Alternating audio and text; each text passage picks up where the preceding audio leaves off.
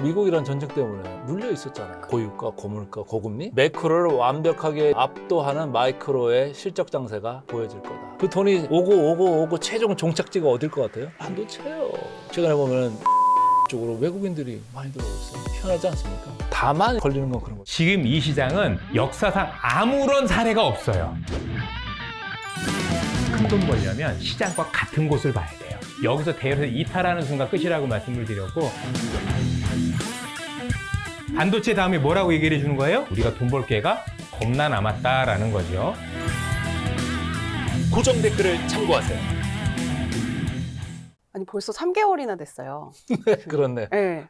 더 프레미아의 강관아 대표 모셨습니다. 안녕하세요, 대표님. 안녕하십니까. 3개월 사이에 주식이 또 또 어지러지합니다. 딴 세상이 됐습니다. 예, 그러니까요. 이제는 뭐 8,500 넘어서 이제 네. 9,000 바라보는 와, 속도가 정말 어마어마합니다. 그렇죠. 이렇게 지금 사실 근데 쭉 올라간 것도 아니고 계속 이런 장세로 지금 롤러코스터를 타면서 올라가니까 네. 어지러지래요. 아주 죽겠어요. 아주. 지금 이 시장 어떻게 보고 계십니까? 저는 뭐 이제 지금까지는 그래도 매크로와 마이크로를 좀 누르려고 하는데 그 매크로를 뚫고 온 이런 느낌이 있었잖아요. 그런데 이제부터는 매크로를 완벽하게 이제 이겨내는 압도하는 마이크로의 실적 장세가 이제 지금부터 보여질 거다. 아, 매크로보다 마이크로가 더 지금 네. 뚫고 올라가는. 왜냐하면 네. 우리가 미국이란 전쟁 때문에 계속 지금 눌려 있었잖아요. 그렇죠. 어떻게 보면 고유가, 고물가, 고금리 그거에 눌려가지고 야 금리가 올라가니까 이거 시장의 변동성이 엄청 세지고 갑자기 성장주가 지금 계속 뭐 야 이거 가도 되는 거야 뭐 이런 네. 의심을 했던 건데 이제 뭐 종전 딜 사이닝하면 그 사이클 금리나 뭐 물가나 이런 사이클들이 다 반대로 또 돌을 수가 있다. 네. 그거에 대해서 우리는 좀 생각을 해봐야죠. 그럼 뭐에 집중할 거냐? 네. 기업 실적이죠, 막 결국은. 결국은 근데 실적. 결국 실적인데 네. 실적하면 또 우리나라 아닙니까? 최고의 투톱이 있잖아요. 그렇죠. 그러니까 또 2분기 실적 나오니까 그 바로 지금 목전에 지금 잠정 실적 발표를 우리가 두고 있으니까 그걸 보면서 이제 가야 된다 이런 생각인데 다만 이제 걸리는 건 그런 거죠. 눈높이가 너무 높아져 있다. 기대감이 너무 높아졌다. 아니 삼성전자 하이닉스 실적 안 좋은 거 누가 실적 좋은 기대하는 거. 사람이 네. 없잖아요. 아, 그렇죠. 당연히 서프라이즈 나올 거다. 이렇게 생각을 하니까 그게 오히려 딱 실적 나오면 야 팔자 뭐 이런 게 잠시라도 나올 수 있는 거 아니냐. 그러면 또 길게 놓고 보시는 분들은 또 뭐 저가 매수지 뭐 이런 생각을 이제 하실 수가 있어요. 그래서 그런 국면으로 지금 돌아가고 있다 이런 생각입니다. 그러니까 매크로에서 약간 눌려있던 장세가 지금 이제는 완전 실적으로 넘어갈 거다 이렇게 네. 예상을 해주셨고 네. 그래서 지금 외국인들도 어쨌든 계속 팔다가 최근에 오늘 한 사흘째 계속 순매수를 하고 있더라고요. 네. 그래서 이 외국인 순매수 외국인도 다시 이제 돌아올 거다 또 이렇게 보시는 편이세요? 외국인들도 저 이제 계속 괜찮게 이제 보기 시작했어요. 네. 지난 금요일부터 네. 월요일 오늘도 그렇죠. 뭐 약간 세게 사지는 않지만은 뭐 안 사는 건 아니잖아요. 지금 뭐 몇 조씩 매일 그렇게 갖다가 퍼붓던 그런 외국인인데 이제는 좀 잠잠해지는 그렇죠. 이런 느낌이 있어서 그나마 좀 다행이다 이런 생각입니다. 근데 이제 많이 사주면 좋은데 삼성전자 하이닉스가 너무 많이 올라와 있어가지고 많이 사기도 좀 그런가 봐요. 네. 근데 제가 볼 때는 지분율로 봤을 때 좀 너무 많이 파는 거 아니냐. 이 지분율 차트를 네. 보시면 밑에 파란 게 삼성전자거든요. 야, 지분율이 저렇게 내려갔어요. 저게 외국인 지분이죠. 외국인 지분율이에요. 예, 그래서 지금 뭐 50%를 뚫고 내려간 지가 좀 오래됐는데 뭐 지금 돌아설 기미가 없어요. 그래서 계속 저렇게 내려가고 있는데 사실은 외국인 북을 이제 관리하고는 펀드 매니저 입장에서는 저렇게 내려갔음에도 불구하고 비중 초과죠, 여전히. 그렇죠. 예, 주가가 올라온 게 있으니까. 네. 하이닉스도 마찬가지예요. 하이닉스도 지분율 저렇게 쭉 내려가고 있는데 저럼에도 불구하고 자기네 북에서는 비중 초과할 거예요. 그렇죠. 그래서 제가 아까 말씀드린 게 매크로를 이기는 이제 실적 장세가 이제 나타날 거다. 그런 생각은 하고는 있습니다만은 외국인들이 저 투톱만 보면 또 올라오면 또 파는 거 아니냐? 이런 생각도 겹쳐서 지금 들어오고 있어요. 그렇죠. 그래서 지분율은 계속 낮아지는데 비중은 예, 본인들이 계속 예. 가지고 있는 포트폴리오 비중은 높아지니까 그렇죠. 말이죠. 그래서 지금 금리가 이제는 위로 가는 추세가 아니고 다시 밑으로 꺾이고 달러가 강세가 아니고 약세로 간다. 그러면 뭐죠? 이머징 마켓이 좋아지는 그런 사이클로 들어가는 거예요. 그렇죠. 약세로 달러가 돈다 그러면 그 돈들이 어디 가겠습니까? MSCI 이머징 마켓으로 들어옵니다. 네. 이머징 마켓에서 대표적인 나라가 어디예요? 한국이죠. 한국이죠. 예. 도망갈 때도 한국, 들어올 들어올 때도 때도. 한국. 예. 근데 보니까 사려고 봤더니 삼성전자 하이닉스가 투톱인데 걔들이 반개 기업들까지 쭉 보니까 시총이 거의 60% 비중을 차지하고 있잖아요. 그렇죠. 아, 이걸 사야 돼, 팔아야 돼. 그럴 때 제가 볼 때는 좀 옆에 있는 것들도 사지 않겠느냐. 최근에 금융지주나 뭐 이런 것들 주가들 보세요. 괜찮아지는 이런 국면. 그래서 네. 지금 지수가 8,500, 8,700 여기서 이제 왔다 갔다 하는 이런 국면까지 와 있기 때문에 지금 많이 올라온 것보다는 조금 덜 올라온 걸 아마 주변에서 좀 살펴보지 않을까 이런 네. 생각들을 하는 거죠. 근데 금리 말씀하셨으니까 사실 오늘 저희가 6월 16일 날 녹화를 하고 있는데 일본이 또 31년 만에 금리를 오늘 1%를 올릴 거다 뭐 유력시 된다. 네. 아직은 발표가 안 났는데 그리고 저번 주도 유럽도 또 올렸고 네. 그래서 미국도 지금 이번 주에 또 FOMC 앞두고 있는데 이 금리가 또 뭔가의 또 새로운 변수로 떠오르진 않을까라는 또 생각이 또 들어요. 어떻게 보세요? 뭐 지금까지 이제 네. 영향을 많이 줬잖아요. 네. 그래서 사실은 일본이 1%로 금리를 올리는 건 너무나 이제 네. 사실화하고 이렇게 우리가 이제 보고 있는 건데 지금 걱정되는 건 그거잖아요. 옌 캐리 트레이드가 지금 거꾸로 일어날까.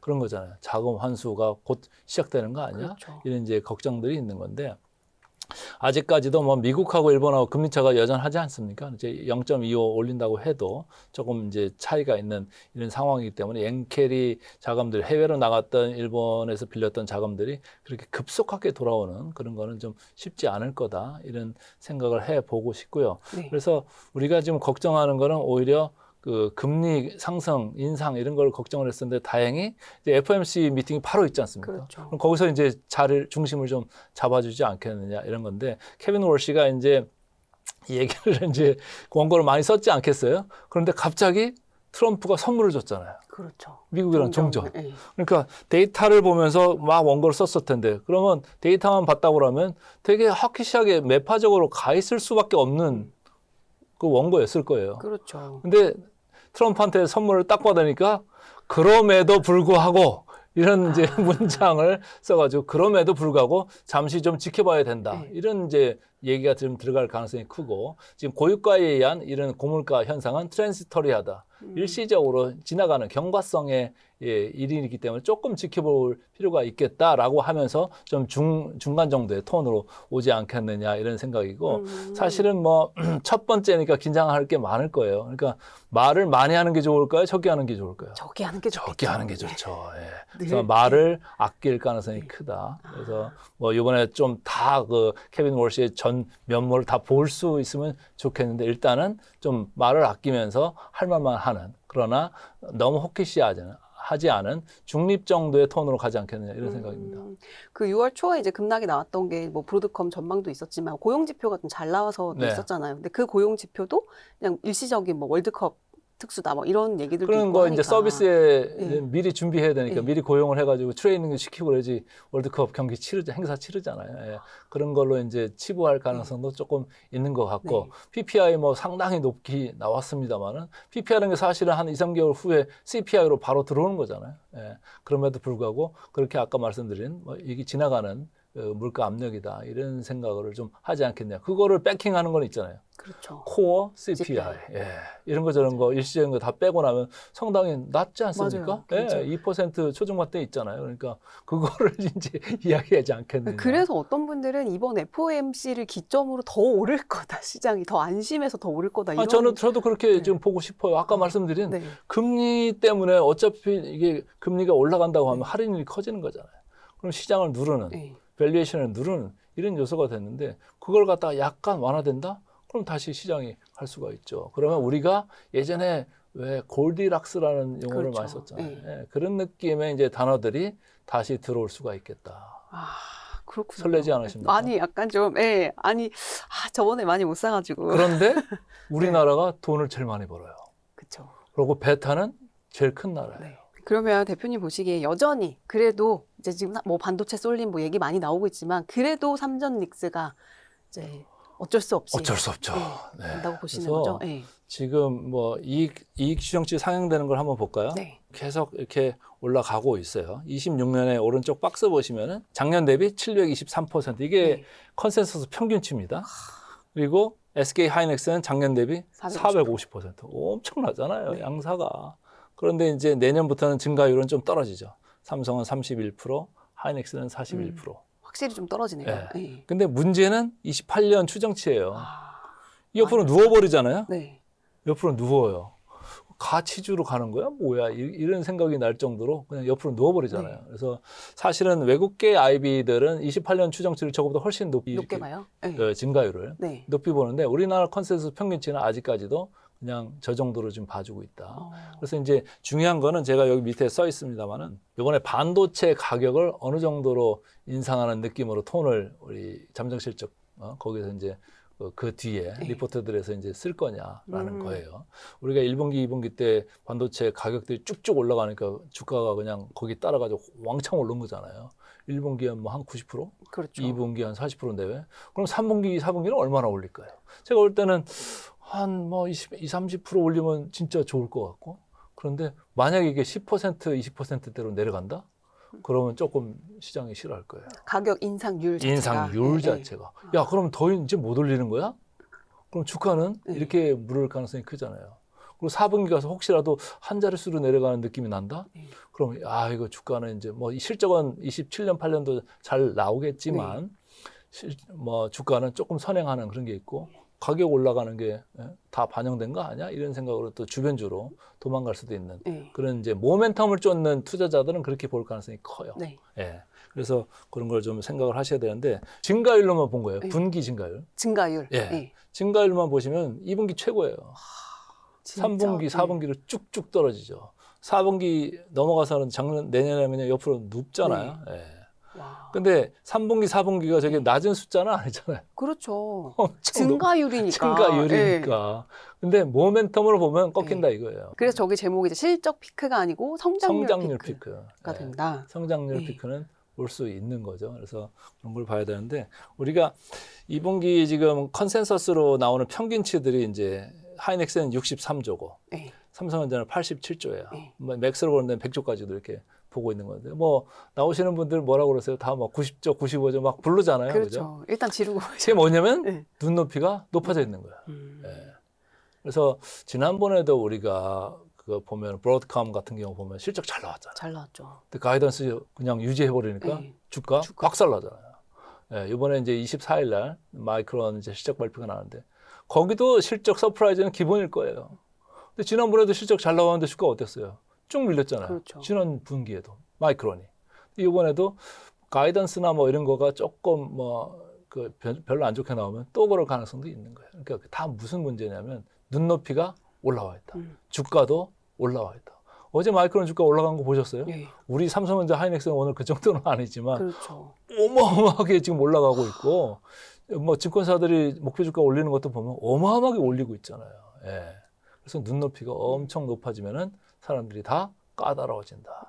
조금만 뭐가 있어도 파는 그 빌미로 삼는다. 마이크론이나 브로드컴에 대비해서는 여전히 밸류에이션 차원에서는 비교가 안 되는 거 그럼요. 아닌가요? 네. 아직은 뭐 차원이 다른 이제 밸류에이션 세상에 있죠. 지금 여기 보이는 게 9.9배입니다만 네. 이게 지난 금요일 수치거든요. 네. 어제 또 지금 10% 그 올랐으니까. 마이크론이 지금 뭐 네. 11배 근처 가 있을 거예요. 네. 11배.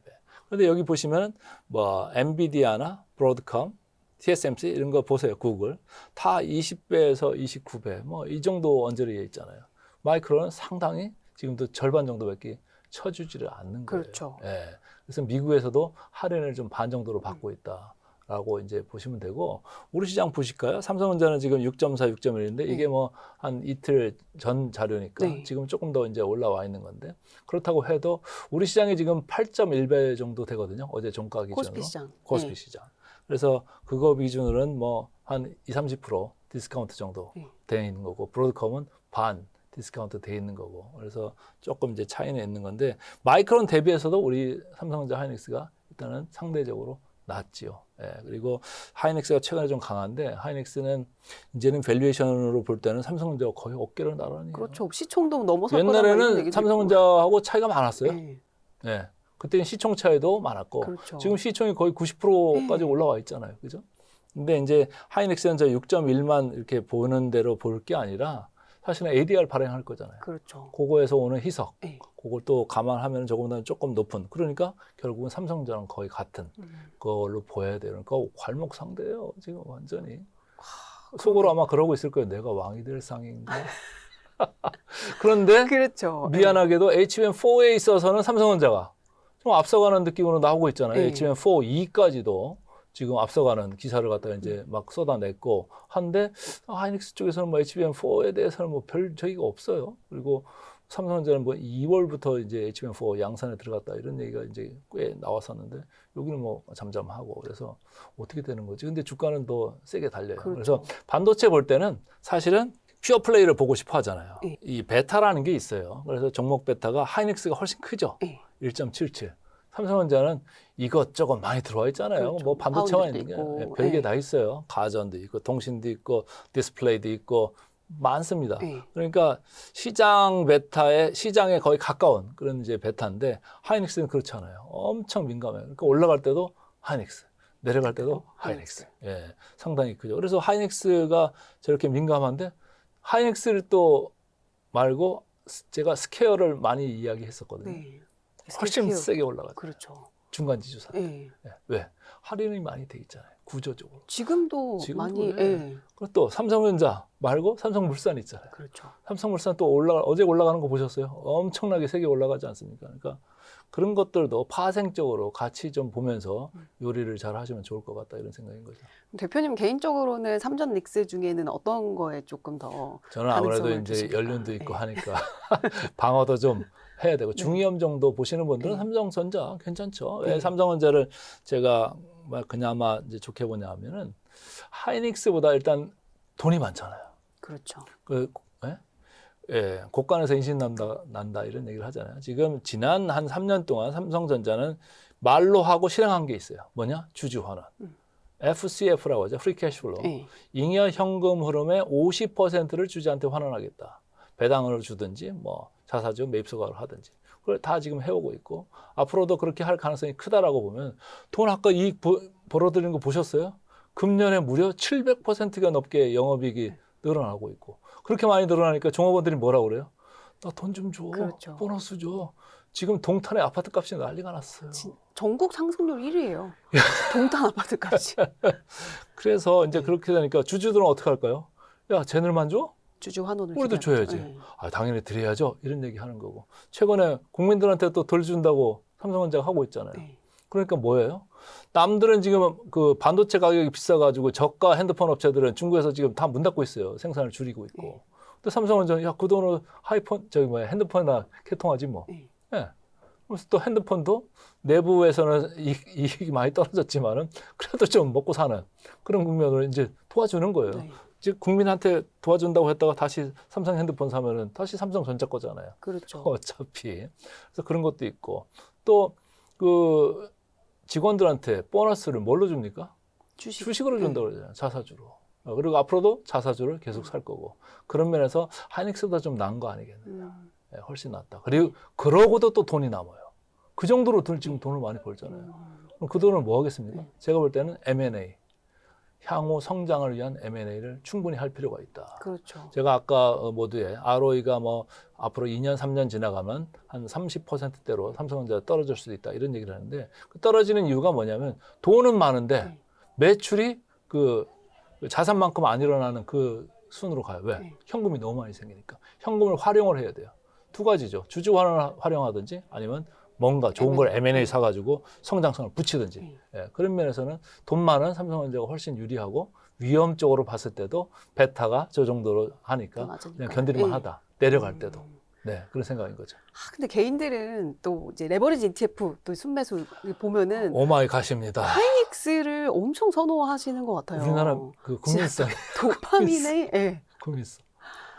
근데 어쨌든 방어적인 측면에서도 근데 이제 예. 레버리지 ETF 좋아하시는 거 다 이해하고 그러는데 그러다 또 가는 수가 있어요. 또 오랫동안 또 이 시장에 제가 이제 계셨으니. 모건 스탠리 있을 때 그 보면은 이제 모건 스탠리가 프라임 브로커예요. 헤지 펀드들한테 돈 빌려주고 주식 빌려주고 쇼츠라 뭐 롱해라 그렇죠. 뭐 이렇게 하면서 돈 많이 이제 수수료 받아가지고 이제 돈 많이 버는 회사인데 거기만 하는 게 아니라 골드만도 하고 시티도 하고 다 이렇게 하잖아요. JP 모건도 하고 쭉 이제 경쟁적으로 하는데 그 최근에 몇 년 전에 그 망한 금융사가 있잖아요. 크레딧 스위스. 그렇죠. 네. 그래서 망했잖아요. 네. 왜요? 수합하다가 그걸 돈 빌려주고 막 하다가 왜 빌려준 거예요? 그거를 갖다가 북은 자기 북이에요. 근데 고객이 나 대신 사달라고 하는 거예요. 그걸 수합북이라고 그러는데 돈 올라가면 고객한테 가는 거고 여기는 이자만 그렇죠. 주면 되잖아요. 예. 반대로 숏 할 때는 주가가 만약 올라가면 그 차손에 대해서 여기서 넣어줘야 되는 거고, 그죠? 그렇죠. 내려가면 자기한테 이익으로 네. 가져가는 건데 그거를 이 집 저 집 그 고객이 했다고 쳐봐요. 그 수합복이 여러 네. 가지인데 그걸 관리가 되겠습니까? 잘 이런 안 관리가 되죠. 잘 안 되니까 지금 헤지펀드들한테 그런 글로벌 IB에서 야 레버리지 규제 좀 할 필요가 있어. 그 대상이 삼성전자 하이닉스이에요. 아, 예. 왜? 변동성이 그렇게 네. 크니까. 거기다가 돈 넣었다고 쳐봐요. 하루아침에 증거금이 확 없어지고 그렇죠. 그러면 자기들 이 원장에서도 지금 네. 손해나는 문제가 생기잖아요. 예.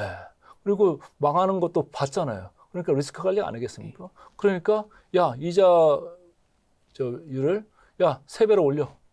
그리고 모건스탠리는 신규 고객은 수합복 안 받아줘. 네. 그렇게 규제로 가잖아요. 그럼 지금까지 막 이런 거에 그 후폭풍이 리스크 관리로 지금 돌아오고 있다. 이런 분명히 걸 좀 있다. 하셔야 돼요. 네. 그래서 그 정도로 그 글로벌 IB에서 할 정도로 지금 상당히 변동성이 큰데 거기에다가 2x 레버리지를 또 하는 ETF 개인 투자자들은 아침 다르고 저녁 다르고 이러니까 그렇죠. 좀 위험 관리를 하셔야 되는 거 아니냐. 그래서 저는 항상 단기로 하셔라. ETF는 장기 상품이 아니다. 그 가지고 트레이딩 쪽으로. 가지고 네. 있다가는 음의 복리 효과 때문에 녹아내린다. 네. 이런 얘기를 다시 한번 드리겠습니다. 알겠습니다. 글로벌 IB조차도 지금 규제가 강해지고 네. 또 망하는 회사들도 예전에 있었다는 거 그거 한번 또 짚고 네. 넘어가겠습니다. 근데 지금 이제 워낙에 반도체, 삼전닉스, 반도체 쏠림이 심하니까 예전에는 이제 반도체가 올라가면 삼전닉스가 올라가면 반도체 소부장들까지도 그냥 쭉 그 낙수 효과가 있었는데 네. 요새는 또 이제 종목별로도 다른 것 같고 꼭 소부장까지 확 번지는 이런 느낌은 또 안 들어요. 이거는 좀 어떻게 보세요? 근데 이제 네. 시설 투자, 캐펙스라고 하죠. 그거를 화끈하게 해주면 이게 쫙 갈 텐데 볼륨이 늘었다는 소리가 그렇게 많지 않았을 때 최근에 조금 이제 는다는 네. 얘기들이 나오고 있지 않습니까? 그러니까 캐펙스 사이클이 중요한 건데 제가 볼 때는 IT 장비주들이 이제 급기야 이제 캐펙스 사이클이 들어오고 있다. 네. 전공정에서. 예. 지금 공급이 계속 부족한 이런 상황이잖아요. 그러나 많이 늘리지는 않을 거다라는 거예요.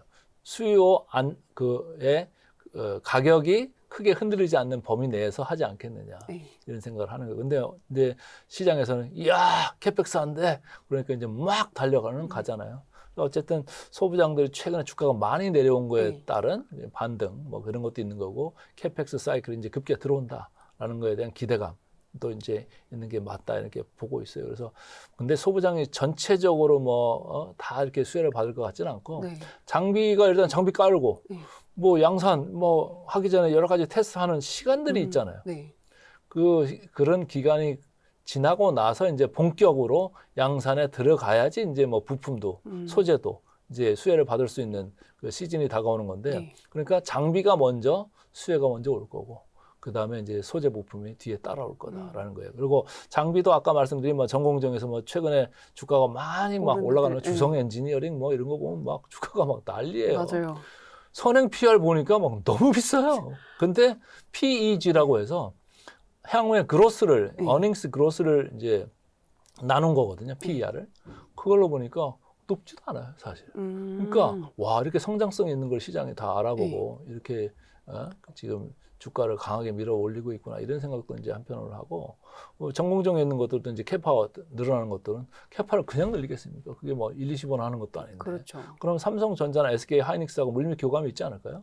예, 그런 게 있으니까 이제 캐파를 늘린다. 그래서 그 캐파를 늘리는 기업들이 아주 좋은 나중에 주가로 화답할 수 있다 이런 생각을 하시면 좋고 후공정에 있었어도 뭐 다 최근까지 이제 후공정이 가장 이제 하이라이트 했잖아요. 이제 전국적으로 이렇게 한 건데 후공정에서도 어드밴스드 패키징이라고 하는 아주 고난이 그런 공정을 하는 뭐 이게 상당히 지금 중요성이 더 높아지고 있죠. 거기에서는 최근에 이제 부각되는 회사는 대표적으로 뭐 이오테크닉스 같은 그런 회사가 이제 레이저 하면서 이제 뭐 그루빙을 하든 스텔스 다이싱을 하든 뭐 하는 건데 어닐링이라는 장비도 또 예전부터 있었어요. 근데 이제 그 후공정으로 쓰던 거 이제 전공정에도 막 들어가고 그러니까 기술력이 있기 때문에 들어가는 거거든요. 필요하고.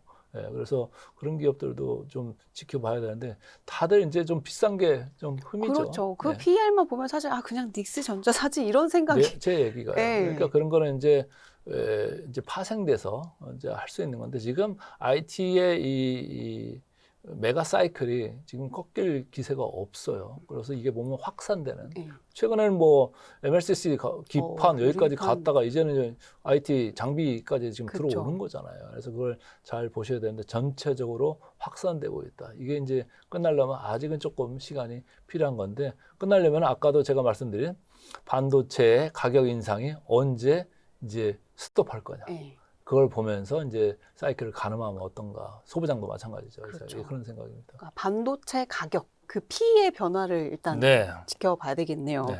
그렇다면 사실 코스피 뭐 9천, 만, 뭐 12,000까지 보시는 분들도 이제 계신데 네. 이게 반도체만으로 그 지수까지 끌고 갈 수 있다고 보세요? 저는 뭐 네. 가능은 할 수는 있다. 지표만 보면. 네. 예. 근데 이제 지금 최근에 나오는 이제 어닝스들 이렇게 숫자를 보면은 아직 그 삼성전자나 하이닉스나 종업원들한테 주는 그 영업이 공유하는 부분 그거를 확실히 넣은 거냐 아니면 연말에 넣을 거냐 그거에 대해서는 저는 아직은 좀 보고 있어요. 네. 그렇지만은 지금 이게 이틀 전 데이터거든요. 포워드 PBR이 1.81 네. 그리고 PER이 7.6. 근데 이게 월요일 화요일 이제 올랐으니까 지금 저게 더 올라가서 네. PBR은 오늘 이제 1.9가 넘어갔을 거예요. 와. 최근에 피크가 네. 1.99배까지 갔었어요. 1.99까지 갔구나. 네. 네. 근데 이제 우리가 그런 거를 PBR 같은 거를 볼 때 항상 ROE하고 견줘서 봐야 돼요. 우리가 23.5% 정도 네. 금년 내년 평균적으로 간다고 하면은 1.99 갔던 것도 뭐 이론적으로는 낮은 거예요. 그래서 뭐 만을 부르고 11,000, 12,000을 부를 수 있는 거예요.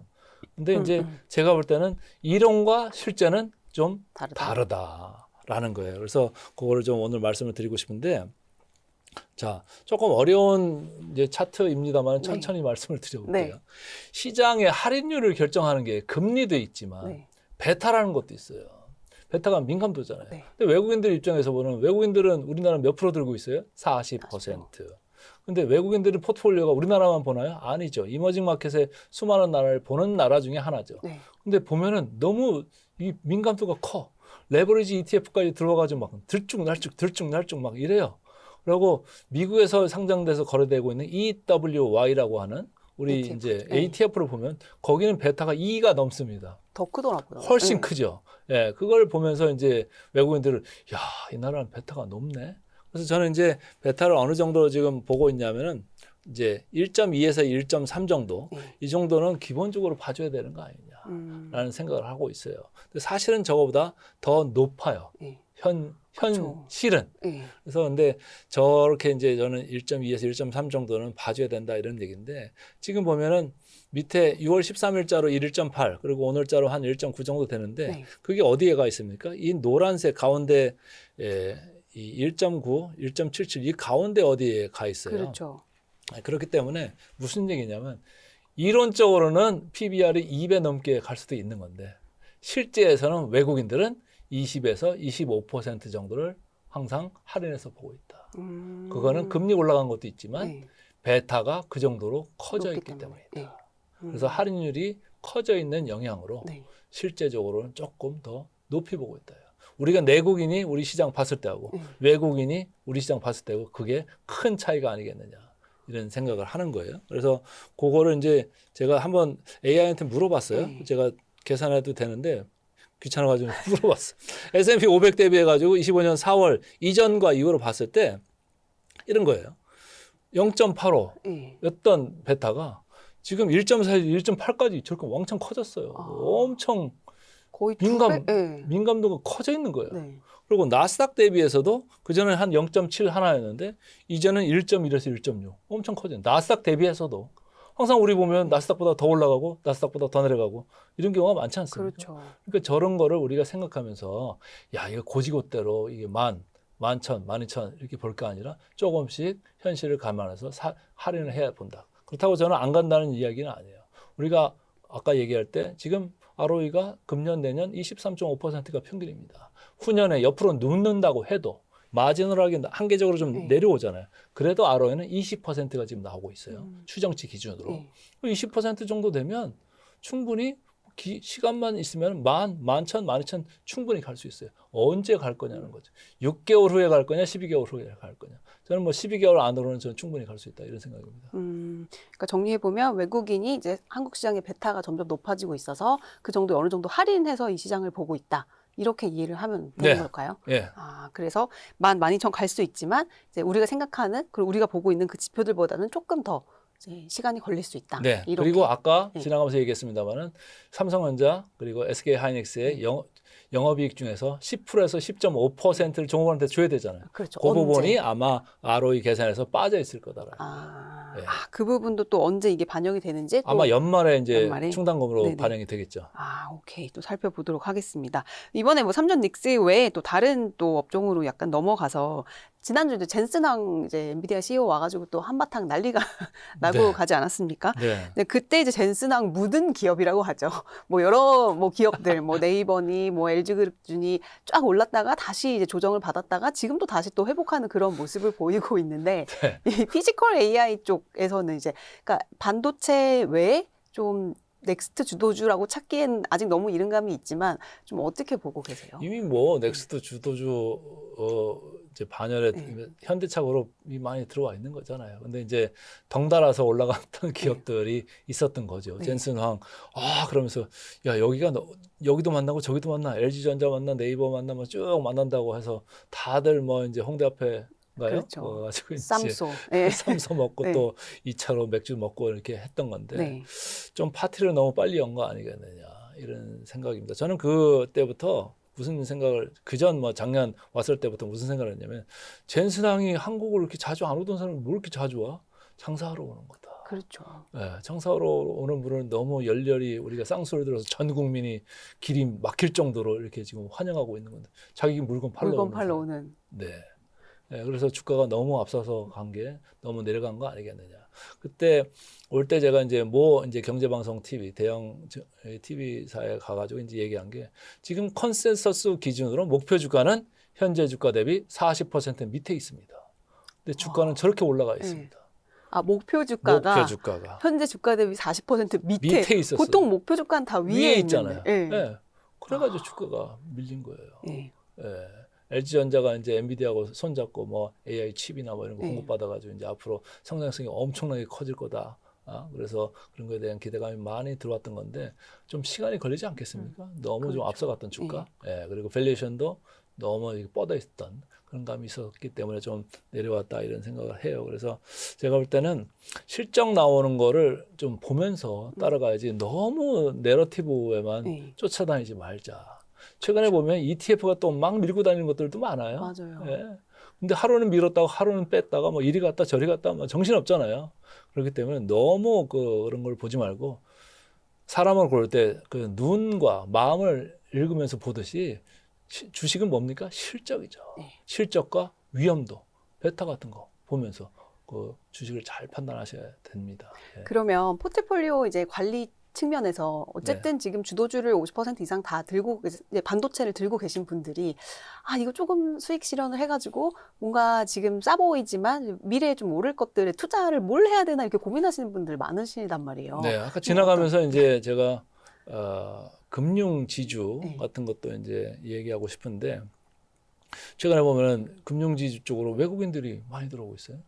희한하지 않습니까? 우리나라의 양대 축이 사실은 실적이 한 축이었고 하나는 제도 개선이었잖아요. 그렇죠. 예, 밸류업. 예, 그거에 대한 이제 기대감으로 많이 올랐던 건데 최근에 사실은 금융지주 주가들은 재미없었죠. 재미없었어요. 계속 겼었고 증권주도 계속 겼었고 생각보다 증권주가 안 갔어요. 예, 안 갔잖아요. 예, 그런데 제가 볼 때는 뭐 금융지주하고 증권주는 이제 또 성격이 좀 달라가지고 그런 건데 만약에 시장이 여기서 더 올라간다? 그러면 증권주도 이제 봐줄 타이밍이 오는 거예요. 왜? 먼저 지금 밀려 내려와 있잖아요. 예, 그런 게 좀 있는 것 같고 물론 이제 미래에셋증권에 조금 실망감은 줬지만 그렇죠. 그건 우리가 이렇게 꼭 집어서 얘기를 네. 할 필요가 있는 거죠. 예. 그 해외 아이들이 만만치가 않아요. 예. 트럼프 하는 거랑 비슷하다고 보시면 됩니다. 그런데 이제 금융지주 쪽은 그래도 ROE도 뭐 한 9% 내외 이렇게 나오면서 PBR도 한 0.9%. 거기다가 금융지주는 또 정부 말을 잘 듣는데 아닙니까? 그러니까 주주 환원도 열심히 하잖아요. 그럼 말로만 지나가는 게 아니라 엄청나게 열심히 주주 환원한다. 그리고 최근에 매크로가 위로 가면서 환율이 나쁠 때는 금융주주도 별로 안 좋아요. 근데 환율이 내려가면 뭡니까? 그 나라에 대해서 좋게 본다니까요. 그러면 이머징 마켓에서 돈 들어올 때 네. 반도체 말고 그럼 어디로 가겠습니까? 좀 싸고 네. 말도 잘 듣고 주주 환원 잘하고 아, 네. 그래서 환율 내려가면 외국인들이- 금융주주 좋잖아요. 네, 그런 것들. 그 다음에 제가 볼 때는 종전 관련해 가지고 최근에 이제 움직이는 것들을 보면은 예를 들면 뭐 여러 가지 뭐 여행 관련주나 네. 뭐 운송 관련주나 네. 뭐 그런 것들 있지 않습니까? 그런 것들도 좀 갈라서 볼 필요가 있어요. 항공하고 해운하고 네. 어디가 더 혜택이 많을까요? 저는 항공 쪽이 더 있지 않겠느냐 이런 생각을 하는 사람인데 해운 쪽은 기름값 내려가니까 벙커스기가 내려가잖아요. 네. 그 연료비 내려가니까 연료비가 뭐 원가의 한 30-40%는 되니까 원가가 좀 내려가는 면은 네. 있으나 운임도 같이 내려가잖아요. 그렇죠. 프로모션가 열리면 돌아서 같은 거 프로모션 네. 저 홍해로 가고 네. 뭐 그런 것들이 이제 하다 보면 운임이 좀 내려가는 거니까 중립적인 효과. 근데 이제 항공주는 아니죠. 직접적으로 수요가 늘어나는. 네. 수요뿐만 아니라 원가가 확 주잖아요. 그렇죠. 그리고 아까 우리 환율 내려간다고 그랬잖아요. 환율 내려가면은 외화부채 많은 데는 좋죠. 네. 예. 그런 걸 좀 생각을 할 필요가 있다. 그래서 에너지 가격이 이제 내려간다라는 거, 그리고 환율도 내려간다. 그 점에서 힌트를 좀 가지면서 할 필요가 있겠다라는 거고. 네. 조방원 쪽도 뭐 이제 우리 구독자분들 많이 이제 관심들이 많으실 텐데 오늘도 이제 주가들이 많이 올라가잖아요. 네. 근데 이것도 최근에 많이 내렸어요. 많이 내렸어요. 근데 저는 조방원 뭐 내러티브 좋고 네. 그다음에 성장률 좋고 성장의 퀄리티도 좋잖아요. 근데 단 밸류에이션만 조금 싸면 좋을 것 같은데 밸류에이션이 높았던 게 이제 네. 문제인데 최근에 그나마 주가가 좀 많이 빠져가지고 좀 뭐 트레이딩하는 기회가 네. 온 거 아니겠느냐. 근데 제가 볼 때는 모든 게 다 좋습니다만 밸류에이션이 너무 높다. 그거보다 삼성전자 보면 당연히 삼성전자 더 사야 돼요. 그렇지 그러니까 않습니까? 근데 와, 이게 참 고민이에요. 포트폴리오를 뭔가 관리를 해야 될 것 같은데 이렇게 보고 있으면 자꾸 삼전닉스만 보게 되는. 네. 그래서 좀 막 그리고 몰빵을 하게 되는. 포트폴리오 중에 네. 또 제가 얘기 안 한 게 뭐냐면 현금이죠, 현금. 그렇죠. 현금 네. 20%. 현금 20%. 네. 그럼 저는 삼성전자 하이닉스 아까 50% 정도 뭐 포트폴리오 네. 말씀하셨는데 저는 그거가 지금 부족하다 생각하는 사람이에요. 아니 이익이 70% 난다니까요.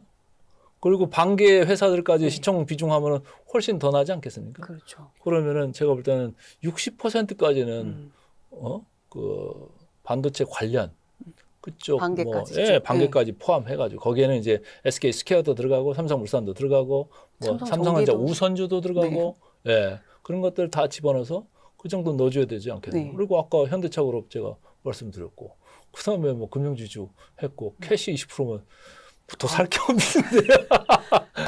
다 구성이 완료됐네요. 네, 그렇죠. 그래서 캐시가 사실은 별거 아닌 것 같아도 엄청나게 중요한 역할을 해요. 그렇죠. 실적이 좋은 회사들이 매크로 때문에 얻어만들 때 항상 또 뚫고 왔잖아요. 지난 뭐 블랙먼데이 때도 앞으로도 그랬고. 그럴 가능성이 있다. 그렇죠. 늘 있겠죠. 네. 기회는. 근데 이제 변곡점이 뭐 반도체가 언제 올지는 잘 모르겠습니다만 일단은 이번에 잠정 실적 발표하는 거를 잘 보면서 넘기면 또 연장될 수 있다. 이런 생각을 하시면 좋을 것 같아요. 코스닥은 어떻게 보세요? 저는 코스닥은 기본적으로 7월에 저는 다 좋아하는 사람이 아닙니다. 네. 저는 작년에 K증시형 책을 내면서 우리 시장 너무 쌉니다. 그때 2,200, 2,300 선이었어요. 그렇죠. 다들 밑으로 간다고 할 때 저는 이제 불렀던 건데 지금 이제 쭉 올라와서 이렇게 저는 데이터를 많이 보잖아요. 우리 시장도 사실은 제가 반도체 얘기를 지금 뭐 거의 시간에 7, 80%를 얘기했지 딴 거는 별로 얘기 안 하는데 그렇죠. 딴 것들은 얘기할 수가 없는 지경의 ROE 대비 밸류에이션이에요. 비싼 게 많아요. 네. 비싼 게 많아요. 그 두 회사, 반개 회사 빼놓고는 ROE 대비 조금 비싸요. 아까 그렇죠. 조방원도 비싸다고 그랬잖아요. 예. 근데 코스닥은요, 훨씬 비싸요. 코스피 대비해서 2배 비싸요. 그렇죠. 그걸 왜 사줘야 돼요? 예. 그래서 제가 볼 때는 좀 실적을 앞으로 보는 게 훨씬 더 강화될 거다. 내러티브로 가고 이렇게 막 카더라로 가는 거는 앞으로 많이 약화될 거다라는 거예요. 정부에서 이제 코스닥도 또 뭐 승강제 해놓고 뭐 7월부터 이제 뭐 한다고 하잖아요. 좀 퀄리티를 바꾸고 제도 개선하고 그런 걸 이제 한다고 하는데 좀 두고 봐야죠. 이제 결국은 그런 거 해도 돈 잘 버는 회사가 좀 있어야 되는 건데.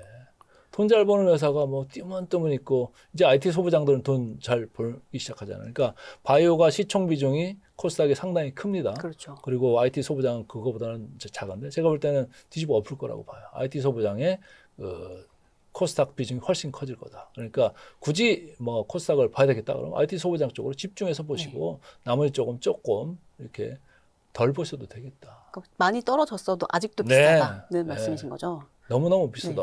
그리고 코스닥에 대해서 좀 지금 그 뭐라 그럴까 좀비 기업들 빨리 보내야 돼요. 너무 많아요. 기업들이. 그리고 동전주 있는 회사들도 많고 이게 뭡니까 도대체. 예. 그렇죠. 말이 안 되는 거예요. 그래놓고 국민들 보고 사라고 그러면 되겠습니까? 우리가 이제 또 기대 걸고 있는 건 국민상생펀드 6천억짜리 들어오는 국민 건데 성장펀드. 성장펀드. 예, 6천억이 들어오면 돈을 쏴줄 거 아니에요. 쏴주는데 쏴준다고 그 다음 날부터 이익이 확 늘어나나요? 아니죠. 아니죠. 한참 걸리잖아요. 그리고 뭐 6천억 가지고 아니고 더 이제 쫙 이제 쏴줄 건데, 근데 또 밖에 있는 이제 IPO 안 한 이제 기다리고 있는 이런 회사들이 들어와야지 그때부터 아마 불이 붙을 겁니다. 예. 그것도 그런 회사들 확실히 성장성이 보이는 회사들. 그런 회사들 위주로 이제 보셔야 돼. 기존에 있는 회사들은 너무 신뢰를 잃었어요. 예, 제가 볼 때는 저는 그거에 대해서는 여전히 부정적이다 이런 말씀드립니다. 코스닥 시장은 여전히 부정적인 의견을 갖고 계신다라고까지 말씀을 주셨고 7월 이제 코스닥 30주년이라서 뭐 이런저런 정책 기대감에 지금 지수가 내려가 있으니까 좀 보시려는 분들이 있으시거든요. 근데 어쨌든 지금도 여전히 코스피보다는 훨씬 비싸다. 네, 그렇게도 알아주시면 좋을 것 같고요. 미국 시장으로 가보도록 하겠습니다. 스페이스X가 이제 화려하지 않은 것 같긴 한데 어쨌든 상장을 했어요. 근데 이제 일각에서는 이게 첫날 뭐 시장이 이제 오른 폭이 예상했던 것보다는 그렇게 높진 않다. 뭐 이런 얘기도 있고. 따따상 맨날 생각하니까 그런 거죠. 근데 사이즈를 보세요. 그렇죠. 저렇게 큰 게 뭐 시총 6위 하는데 뭐 그 정도면 됐지 않나요? 그래서 그것도 저는 좀 비싸다고 보여지는데. 그러세요? 뭐 영업이익도 안 나고 지금 PSR이라고 하잖아요. 그거 뭐 65배요? 우리나라 평균이 뭔지 아세요? 1배도 안 돼요. 65배. 저거를 이제 우주 기업으로 볼 거냐, 아니면 우주에 가 있는 AI 인프라 기업으로 볼 거냐. 후자로 많이 보는 것 같아요. 그래서 상당히 기대감이 큰 것 같은데, 기대가 크면 또 실망도 클 수 있어요. 근데 이제 이게 조만간 지수에 들어옵니다. 순차적으로 쭉 들어오고 있죠. 2주, 3주 후부터 이제 들어오는데, 들어오면 지수 영향이 상당히 클 수 있어요. 그리고 제가 금방 말씀드린 게 고밸류에이션에 들어왔잖아요. 그럼 나스닥 밸류에이션이 갑자기 여기 뜬 게 위로, 그래서 왜 이렇게 높아졌어? 왜 이렇게 비싸? 이런 생각이 들 거고, S&P는 뭐 당장에는 안 들어갑니다만 그게 또 S&P까지 들어올 수 있는 그 개연성을 본다고 하면 지금 S&P도 많이 올라와 있어요. 이제 22, 23배 그 언저리까지 와 있거든요. 이게 과거 10년 평균 18배 내외였어요. 그러니까 워런 버핏이 안 사잖아요, 잘. 비싸다고. 이번에 어디 딴데 유상증자하는 데는 돈을 좀 왕창 넣습니다만은 전체적으로 현금 놀리고 있잖아요. 그래서 비싼 거는 맞다라는 거예요. 그래서 뭔가를 보여줘야 되는데 일론 머스크가 얘기하는 그 비전만 많이 보고서 지금 주가들이 따라간 거고, 또 최근에 구조적으로 이거를 글로벌 펀더들은 이걸 시세를 추종을 할 수밖에 없어요. 그렇죠. 시가총액이 크면. 그러니까 지금 계속 늦기 시작하는 국면이 들어와요. 그런 게 들어올 수 있어서 오히려 간접적으로 삼성전자 하이닉스한테 조금 불이익 가는 거 아니야? 그거 넣으려면 줄여가지고 넣어야 되잖아요. 근데 워낙 크니까.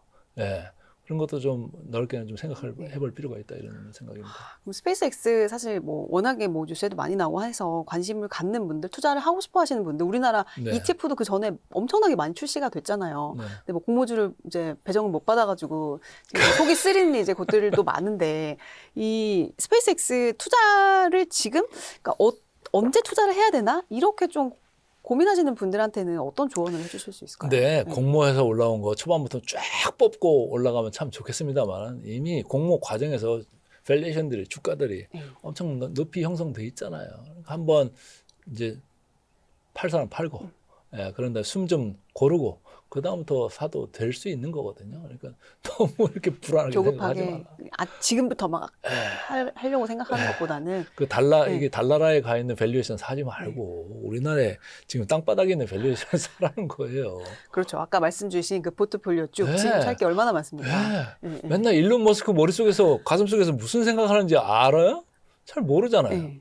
근데 여기서는 지금 하드 캐시로 보여주고 있잖아요. 돈 버는 거를. 지금 계속 돈 찍어내고 있는데. 저쪽에서는 와, 뭐, 나 이렇게 갈 거고, 여기 돈 쓸 거고, 뭐, 이렇게 투자하면 이런 세상이 열릴 거고. 언제요?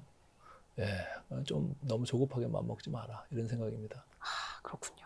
근데 보면은 사실 서학개미들 우리나라 주식 투자랑 동학개미 운동부터 시작해가지고 이제 지금 미국장으로 많이 넘어가 계신 분들이 사실은 최근 2, 3년 사이에 많았잖아요. 20, 30대 이제 젠지 세대들을 보면. 근데 이분들이 이제 빅테크들도 역시 AI 이제 천문학적인 투자로 주주 환원이 계속 떨어지고 있고 우리나라 시장 보다가 미국 시장 보면은 아, 밸류는 높은데 뭔가 재미가 없고 이래서 다시 이제 한국으로 돌아오시려고 하시는 분들도 고민하시는 분들도 많고 그래서 대표님 보실 때는 이제 국장과 미국장의 약간 매력도라고 한다면 이런 작년에 것들. K증시혁명 책을 내면서 네. 거기 소제목으로 딱 거의 끝부분에 그 써놓은 게 있는데 돌아와라 국장으로. 네. 그냥 외친 게 아니에요. 네. 우리나라가 훨씬 저평가돼 있었다. 그때는. 그럼 지금은 아니냐? 지금도 마찬가지예요. 아까 제가 얘기를 할 때 우리나라 선행 PER은 8.1배 정도 지금 네. 와 있고 미국은 아까 22에서 23배 수준이라고 했잖아요. 엄청 스페이스X 높죠? 들어가면 더 높아지고 네, 더 높아질 수 오픈AI, 있죠. 그것도 있고 그다음에 미국은 또 금리가 우리랑 또 달라요. 그래서 금리하고 이 주식하고 기대 수익률 차이를 좀 봐야 되는데 금리는 지금 뭐 한 4.5에서 4.6 뭐 여기서 왔다 갔다 하고 있는 거 아닙니까? 그럼 아까 우리가 얘기할 때 S&P 22에서 23의 선행 PR을 역수로 계산해 보세요. 그러면 그 지금 미국 10년물 국채의 4.5에서 4.6 거기에요. 그럼 주식 하나 안정적인 미국 국채 사나 국제산업. 차이가 없는 거예요. 네. 왜 주식해요? 미국 국채 사놓고 가만히 있으면 4.5에서 이렇게 기대 수익률을 기대를 할 수가 있는데. 네. 그러니까 미국 시장에서는 미국의 주식 시장의 기대 수익률이 상대적으로 월등하지 않다라는 거예요. 근데 우리 시장은 어떻습니까? 우리 시장은 아까 제가 8.1배라고 했잖아요. 그거 1나누기 8.1 해보세요. 그게 기대 수익률인데 10%가 넘어가지 않습니까? 그렇죠. 근데 우리 국고채 수익률은 미국보다 낮아요. 그렇죠. 그럼 미국보다 훨씬 주식 매력이 크지 않습니까? 그리고 아까 8.1 말고 그냥 우리가 역사적으로 평균의 PER이 10이었다. 네. 그러면 뭐 주식 연간 10%는 번다 이렇게 편하게 보시면 돼요. 거기서 채권 수익률이 뭐 한 4%? 10년물 기준으로 네. 뭐 그 정도 근처까지 지금 뭐 최악의 경우라도 간다고 보면 그래도 뭐 주식할 필요가 있는 거잖아요. 그래서 우리는 6% 정도의 어드밴티지가 있는데 미국은 0이다. 라고 봤을 때는 왜 미국 가서 그 비싼 거 가지고 노심초사하면서 그걸 합니까? 여기 이 돈을 엄청나게 찍어내고 있는 회사들 있는 대한민국 이게 국장이 얼마나 좋아요. 그러니까 저는 국장이라는 말도 사실은 별로 안 좋아해요. K 증시 얼마나 K증시. 좋습니까? 세련되게. 더 세련되고 그리고 제가 책 쓸 때 앞에 부제로 딱 쓴 게 있어요. 우리나라 한국 증시 25년 이전과 이후로 나뉜다. 오, 완전 예언을 책 하셨는데. 제목은 K 증시 혁명했어요. 그렇죠. 그대로 다 됐죠. 이루어졌어요. 이전과 이후로 나뉜다가 뭡니까? 이전은 코리아 디스카운트 시대, 이후는 코리아 프리미엄 시대, PBR 기준으로. 그때 책 낼 때가 0.8배였어요. 그때를 아십니까? 지금 1.99. 1.9배입니다. 1.99까지 다녀왔습니다. 완전히 지금 프리미엄 시대로 들어와 있는데 더 올라갈 수도 있는 이런 상황이 여전히 좀 존재하고 있다. 이런 거 볼 때 왜 미국장 가서 헤맵니까? 한국 시장에 집중해야죠. 갑자기 미국 시장에 있는 주식을 다 빼고 싶은 생각이 드네요. K 증시 혁명 작년에 이제 출간하신 책인 거죠. 네. 와, 2025년 이전과 이후로 나뉘는 정말 K 증시의 프리미엄을 지금 우리가 받고 있고. 네. 사실 원래 그렇잖아요. 우리가 있는 조직이나 내가 있는 잘 회사나 몰라. 이게 좋은지 나쁜지 그리고 다 나쁜 것 같고 삼성전자 다니는 친구들은 삼성전자 다 나쁘다 그래요. 이 회사가 언제 그렇게 돈을 많이 벌지 정말 상상도 못했다. 아니 생각을 해보세요. 스페이스X가 돈을 그만큼 시장에서 많이 뽑아갔어요. 그 돈이 오고 최종 종착지가 어딜 것 같아요? 반도체죠. 예, 반도체요. 어제 그 뉴스 나왔더라고요. 삼성전자 파운드리에서 뉴럴링크 칩 만든다는 기사도 나왔더라고요. 이제 거기 이제 방사능이나 뭐 이런 것도 우주에는 이제 존재하기 때문에 이제 특수한 반도체를 만들기는 해야 됩니다만 결국 오다 보면은 우리가 다 그 돈을 갖다가 다 챙기게 돼 있어요. 우리가 우리를 너무 과소평가하는 이제 그 네. 버릇을 조금 더 이제 약간 시야를 정말 자부심을 메타인지를 가져라. 가지고 자부심을 가져야겠다. 예, 이번에 이런 축구하는 거 보셨어요? 맞죠. 마이 갓이잖아요. 와, 그런 여유. 황인범 선수 네. 대단하지 않습니까? 저 진짜 0.1초의 여유. 달라졌습니다. 예. 확실히 사람은 밖으로 보내가지고 훈련을 시켜야 돼요. 최고예요, 최고. 그렇죠, 그렇죠. 예, 우리 시장도 지금 우리 시장만 볼 게 아니에요. 전 세계적으로 우리를 다 알아주고 있잖아요, 지금. 그렇죠. 미국이 중국 막아주니까 우리 제조업이 뭐 전 세계 뭐 이거잖아요. 여기 오면 다 원스톱으로 다 해결이 돼, 웬만하면. 그죠? 그렇죠. 그 뻔질나게 오잖아요. 왜 오겠습니까? 다 팔려고 오는 거지. 괜히 오는 게 아닙니다. 괜히 오는 게 예. 아닙니다. 확실히 오늘 이제 녹화를 이제 말씀을 들어보니 우리가 K 증시 혁명, 왜 혁명이 일어났는지 그 이유에 대해서 다시 한번 생각을 해보고 아직까지도 이제 지금 그 펀더멘탈만 보더라도 굉장히 싸다. 그리고 아직까지도 상방이 많이 남아있다. 이렇게 또 생각이 드네요.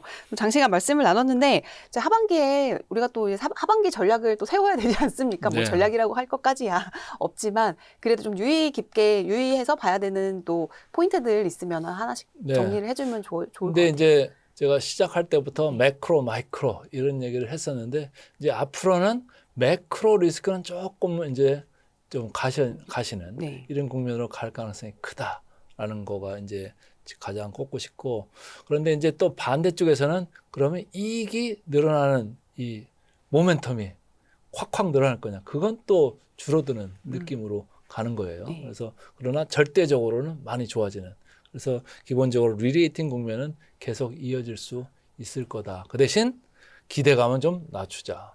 이전까지 올라왔던 게 뭐 쉬지도 않고 막 중간중간 많이 쉬었지만 지나놓고 보면 그렇죠. 엄청 높은 데 와 있잖아요. 근데 그거를 기대로 야 앞으로 뭐 따블 그런 기대는 말고 이제부터는 기대감은 조금 낮출 필요가 있다. 뭐 연간 20%? 네. 뭐 그 정도면 충분해. 이런 생각으로 좀 기대는 낮출 필요가 있는 거 아니냐. 많이 올랐잖아요. 연간 20%는 또 어마어마한 거 아닙니까? 우리가 ROE가 20%씩 네. 납니다. 그러니까 기대 수익률을 낮추고 위험 관리하면서 그리고 캐시 비중 항상 유지하고 하시고 신용 레버리지 조금 자제하시고 하면은 뭐 하반기에도 들쑥날쑥하는 변동성이 들어올 수 있습니다. 그걸 잘 해치고 나가실 수 있지 않을까 이런 생각입니다. 네, 아유 감사합니다. 오늘도 좋은 말씀 나눠주셔서 너무 감사드리고 저희 또 업데이트 해주실 거죠? 또 네. 나와주실 거죠? 네, 휴가 끝나고 한번 오겠습니다. 네, 아유 오늘 강관우 더 프레미아 대표님 말씀 나눴습니다. 고맙습니다.